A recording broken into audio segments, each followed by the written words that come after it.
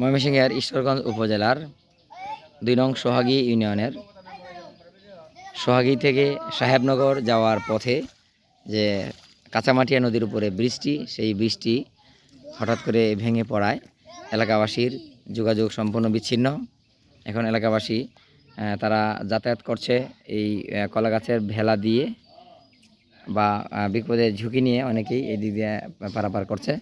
তো স্থানীয় জনপ্রতিনিধি যারা রয়েছেন, আমি আশা করব তাদের ঐকান্তিক প্রচেষ্টায় এখানে একটি আপাতত বাঁশের সাঁকো তৈরি করা হবে, যাতে এই এলাকার শিক্ষার্থী যারা আছেন, এই ব্রিজ ব্যবহার করতেন শিক্ষার্থী সহ পথচারী পারাপার যারা, তারা অতি শীঘ্রই আপাতত একটি বাঁশের সাঁকো তৈরি করে তাদের যোগাযোগ করার ব্যবস্থা করে দিবেন।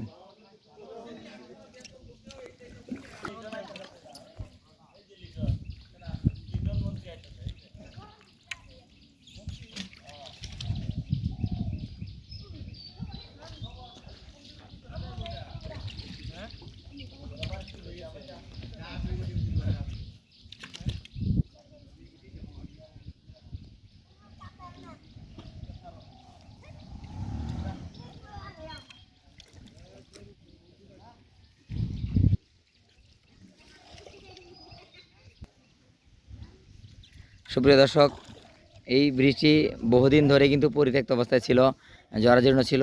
এর আরও আগেই এটা মেরামত করা দরকার ছিল। তো আমরা চাই, যেহেতু ব্রিজ ভেঙে গেছে, এখানে নতুন একটি বড় ব্রিজ হবে এমনটা আশা করি। তবে আপাতত এলাকার স্থানীয় জনপ্রতিনিধি যারা রয়েছেন, তাদের সকলের সহায়তা একটি আপাতত বাঁশের সাঁকো তৈরি হবে এমনটা প্রত্যাশা করে আজকের মতো এখানে শেষ করছি। মুখলিসুর রহমান, গৌরীপুর প্রতিদিন।